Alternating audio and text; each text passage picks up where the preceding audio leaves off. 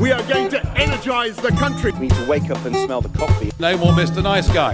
Another future's possible, but we've got to fight for it. Order! Hello and welcome to the Debated podcast. As always, I'm your host, Will.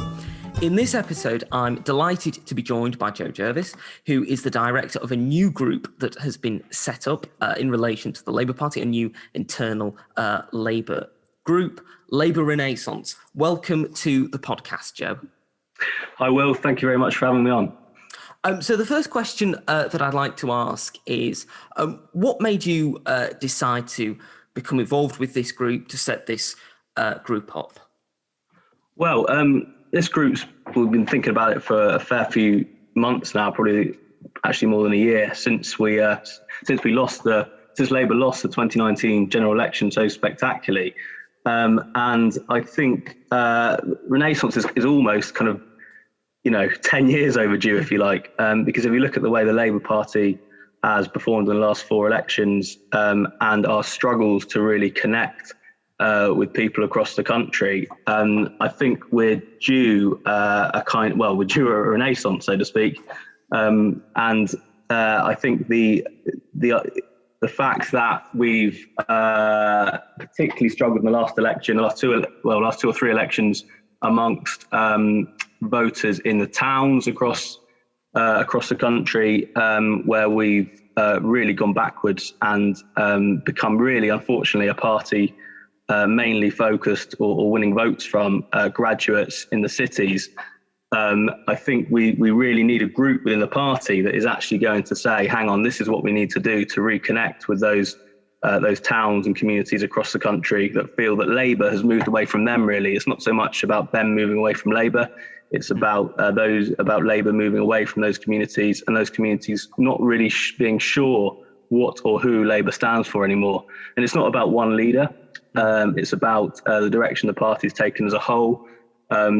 Although I think in the last election we saw that a particular type of politics of the left was particularly damaging and particularly kind of put people off the Labour Party. But it's not really about one person, one leader. It's about the movement really reconnecting with those communities and us helping Keir Starmer to do that. This is all about helping Keir Starmer reconnect with those, particularly those former voters we're focusing on first, those voters who kind of want to vote Labour or have voted Labour or feel they could in the future, but they just don't feel that they can at the moment, and they haven't been able to do for the last few elections. So we'll be going out to those voters, reaching out to those voters through kind of outreach projects, but also delivering our findings to Labour HQ, if you like, leader's office, in a hope that we can be useful to finding out more about those voters and coming up with ideas really about the kind of future of the country, not so much specific policies, but the direction that the country needs to go in, to really kind of appeal across different parts of Britain. You talk about the direction of the party there, and I think certainly that's one of the analyses that has dominated as to why Labour did so badly in the 2019 election. A lot of people also say that Labour's stance on Brexit in 2019 and prior to that alienated a great deal of voters. Do you think that Brexit was a factor in the 2019 result for Labour? Yeah, I mean, it was definitely a factor. A kind of mix of feeling from people. I mean, we've been doing, I should say, a series of focus groups, and we'll have a report out in September looking at what we found by talking to kind of dozens of Labour former voters, and Brexit certainly came up. There was a desire, though, to kind of look forward and recognise that this is kind of the point to begin the next journey, and we shouldn't keep looking back and kind of regretting this or regretting that. We need to talk about the kind of positive post-Brexit future that Britain has, and it does have a positive post-Brexit future. We can argue about whether it would be more or less positive if we were still in the EU, but we do have a positive future of the country, and we've got a lot going for us, and Labour needs to be talking about that rather than going over old ground. But yes, you're absolutely right that the issue of Brexit was coming up partly because people didn't know what our policy was, and partly because if they did know, they didn't like that we were back in a second referendum. So I think that's I think that is an issue that we need to move on from for the party. But I think the overwhelming feeling is that Labour shouldn't be looking back at that. Labour should be looking forward. One of the things that was highlighted by Stephen Kinnock when he was discussing this group with Labour List is that the group wanted to highlight sound and sensible management of the public finances, and that people the group had spoken to were concerned about overexposure to imports from countries like China and the collapse of the manufacturing sector in Britain. Do you think that really the main focus for Labour should be looking at those economic failings, whether it be Britain being overly dependent on imports from other countries and not producing enough ourselves? And do you think that that is the kind of like the crux of where you'll be able to get some of these red wall voters back to the Labour Party? Yeah, I mean, I should say that this is not so much about trying to listen to certain parts of the electorate and essentially just say stuff to win them over. This is about talking about a kind of bigger picture story, narrative, direction of travel, whatever you want to call it, for the country and how we talk about where we want to go. And I think you've hit on a good point there around Britain not making, I mean, Rachel Reeves has talked rightly about Britain not making enough, not selling enough, not buying enough British products. So I think that's absolutely the right way to go. I think there's a bigger story in this around the rise of China and the need for Britain to stand on its own 2 feet, and that doesn't mean that we don't work with our international allies. We're still an internationalist party. We work with our democratic allies, and we team up where we need to and where it benefits them and us. But actually, we should recognise now that it's not particularly healthy to have so much Chinese money in our critical national infrastructure and our energy, and so on. That's a potential place for concern. So I think the key is, yes, we do need a more realistic and less ideological approach, really, to kind of trade and open borders and so on, and just be realistic about what else is happening in the world. I mean, I think open borders, open trade. I mean, we still support, of course, foreign direct investment and open trade. I mean, that's very important. But we're talking about kind of critical national infrastructure here, where we need to get a bit wiser, a bit smart. And I think there is a bit of a fear out in the country around that, across the country. And I think that and I think that is an area that we will be talking about, because I think if you look at what globalization has done to unfettered globalization, I should say, has done to towns across England and Wales, I'm sure parts of Scotland as well, in terms of really kind of jobs disappearing, the jobs that do come in the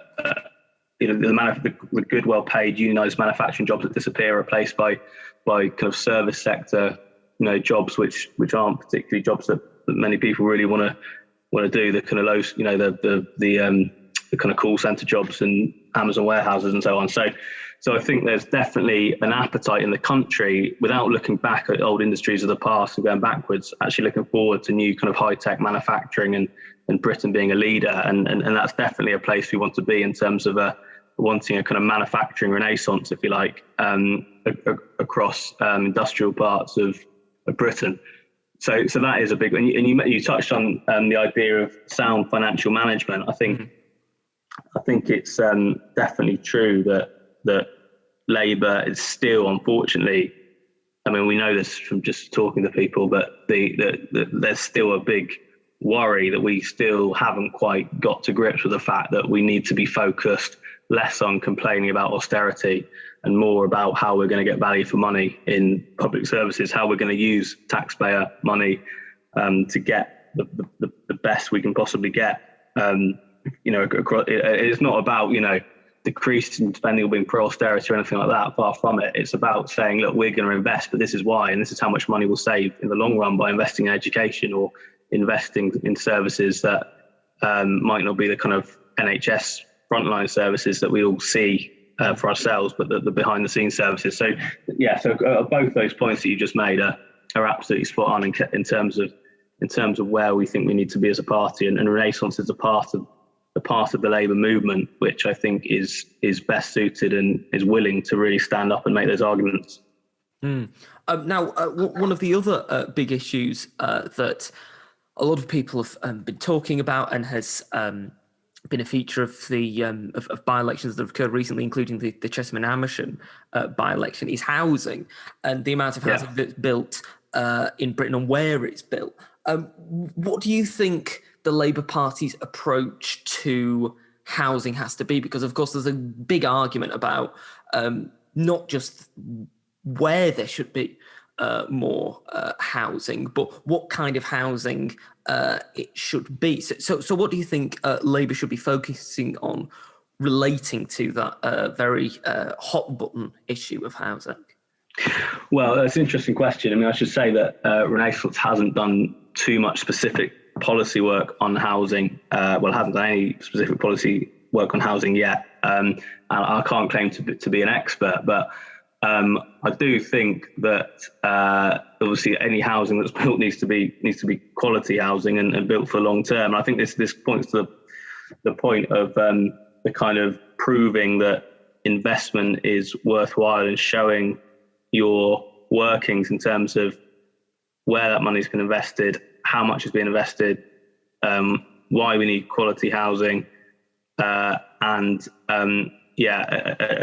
basically pointing out to why we think that taxpayer money has been well spent. And I think if there's one kind of public sector focus where you can argue that you need investment, and of course partnering with business is a massive part of what Renaissance wants Labour to do. So, working with the private sector to create the conditions to build those houses and so on is absolutely critical. And that is an area really where we should be able to win the argument for proper, sound investment and actually take on. So, I mean, local communities always have to be consulted, but really kind of take on the kind of weaker arguments about why housing in a certain area shouldn't be built. I think it's important we're on the side of recognising this is a massive problem and wanting quite bold but credible solutions to the problem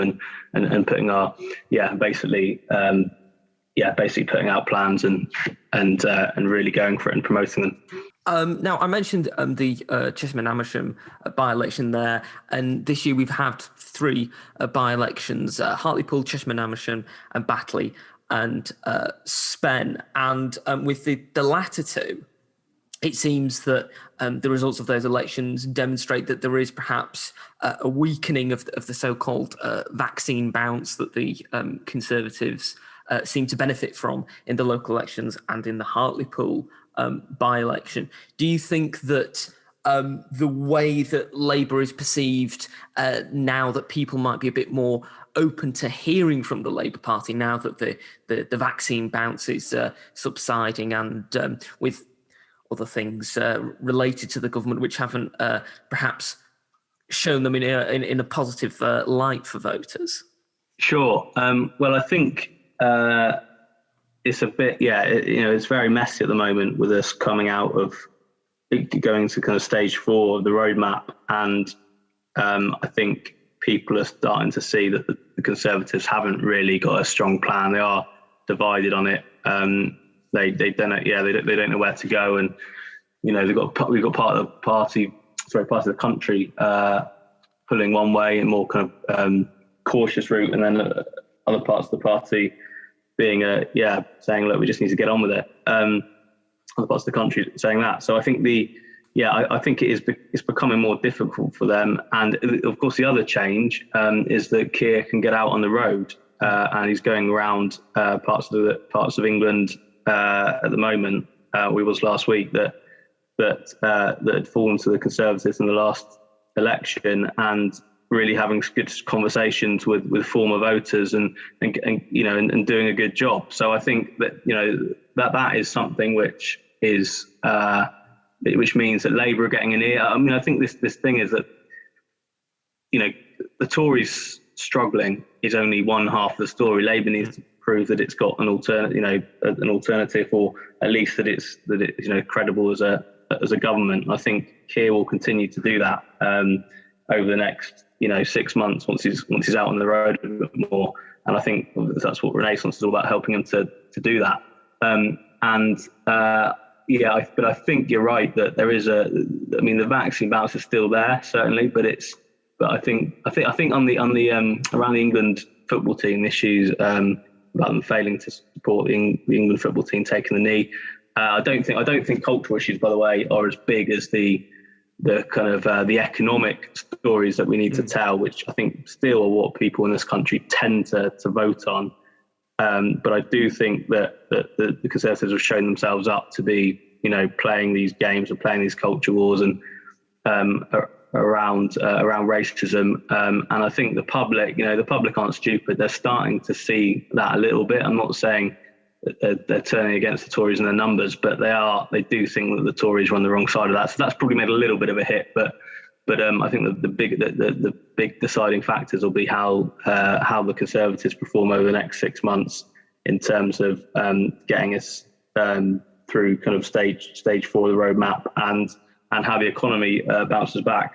Yeah, something else that has perhaps been a factor of discussions of late, particularly recently, is the relationship between Britain and the EU. There have been rows in the newspaper relating to migrants crossing the English Channel, and Priti Patel paying 54 million to the French government in order to supposedly tackle gangs who are facilitating the migrants crossing the Channel. And we've also seen the government attempting to renegotiate the Northern Ireland Protocol because of difficulties relating to Northern Ireland and the EU and the rest of the UK. Do you think that going forward, this is an area that Labour should perhaps pay more attention to in terms of some of the costs of Brexit, not necessarily saying that we should reverse the result of the referendum or saying that, we should rejoin, but perhaps pointing out some of the difficulties that the government have gotten themselves into relating to Brexit? Sure, yeah, and I think we should be putting pressure as much as possible on Johnson to sort out the mess that he's created, and point out that, we don't want to go back and renegotiate the deal, but we do want to make the tweaks, and we do want him to make the tweaks necessary to it, and also point out that, he was promising this to be the great, fantastic deal, and so on, and then he hasn't delivered that. But I do think there is a balance needing to be, a line that needs to be a tightrope, if you like, needs to be walked in terms of making sure we point out these things, but also showing that actually we're not trying to open up old divisions within the country between Remainers and Leavers, because that's not what we want. So, but you're right. I think we should be pushing Boris, to say, look, come on, you knew what you signed up. So you knew what you signed up for. Go and sort the problem out. On the immigration issue, it's the border crossing specifically. I just think it's shameful that Priti Patel is constantly, trying to create Daily Telegraph headlines, which are just kind of, one-liners, whether, we're going to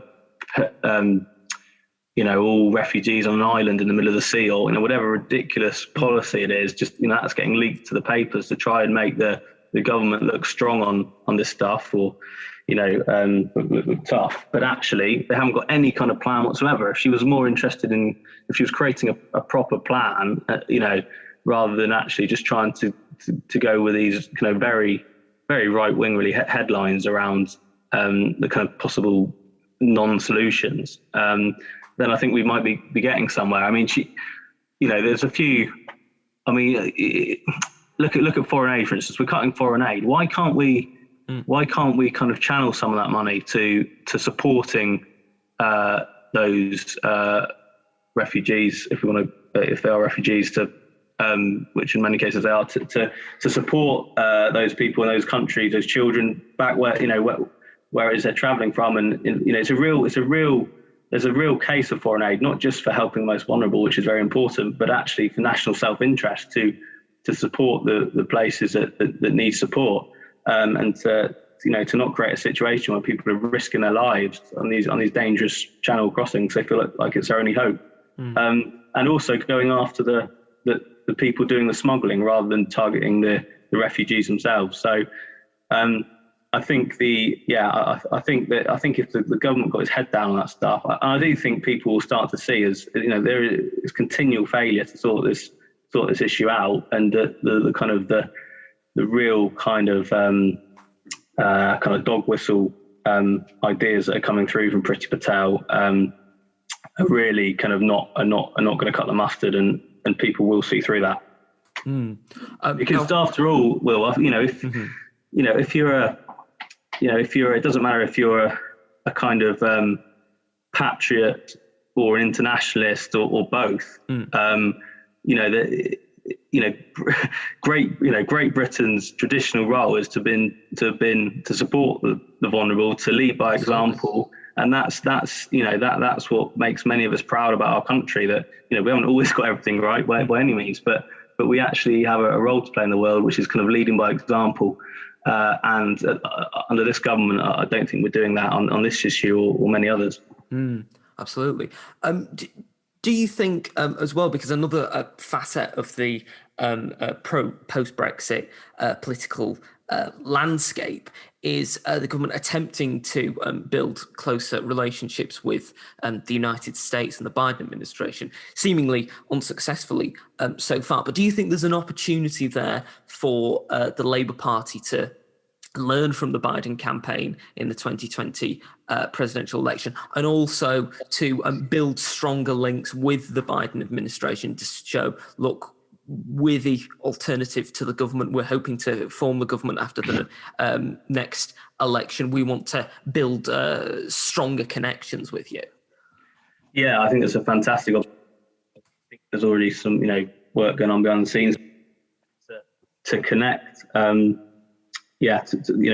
build those connections and build those relationships. I think a lot of what Biden's been doing has, been really encouraging. How bold he's being, and from different issues, from climate change to his approach to kind of workers and jobs.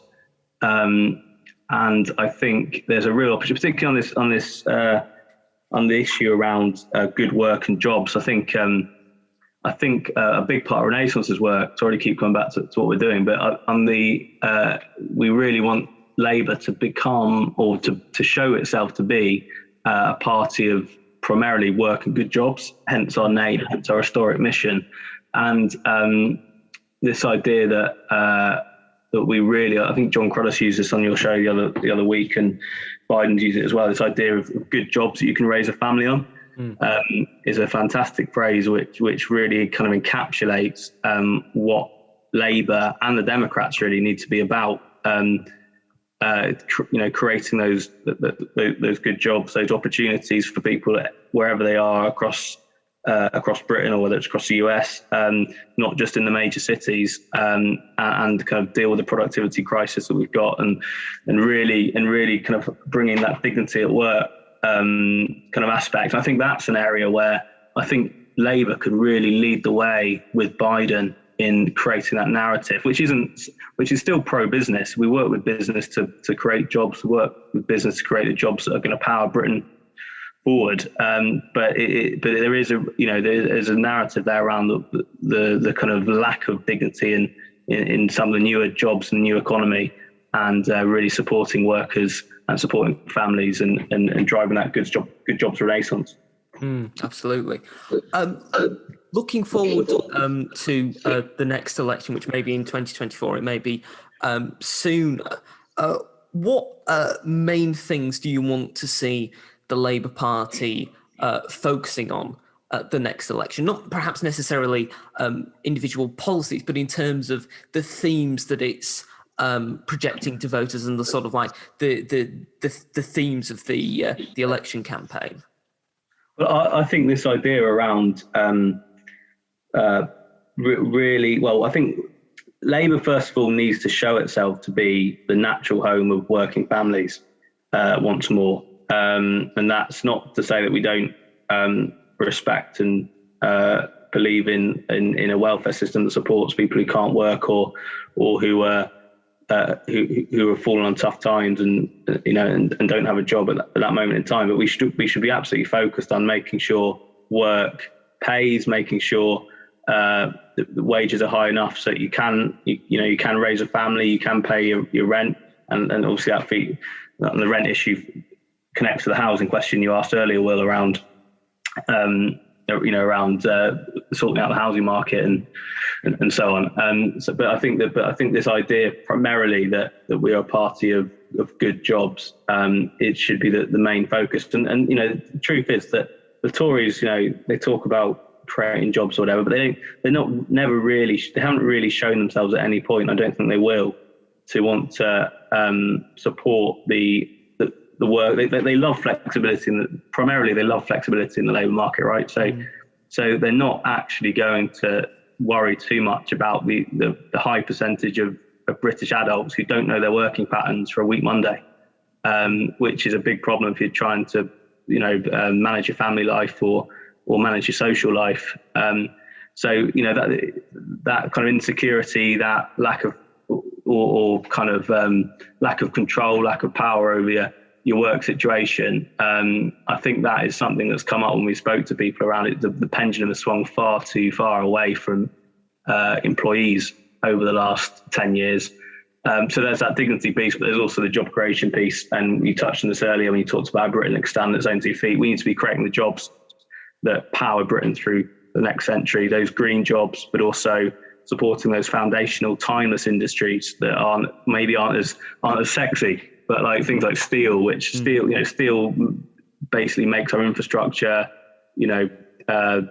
critical for defence, critical for other, large parts of the economy, cutlery in our kitchen, the cars we drive, smart cars of the future. So we need to kind of make an argument for really creating and jobs, creating the right type of jobs that are gonna empower us through the future. So I think that's a real focus, and I think that in the context of the pandemic and the recovery and the new economy, the way the pandemic will inevitably change the shape of the economy. I think we need to be on top of that and ahead of the game on that, and talking about the future of work.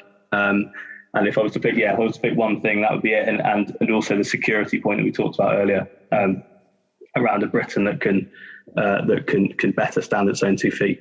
Mm-hmm.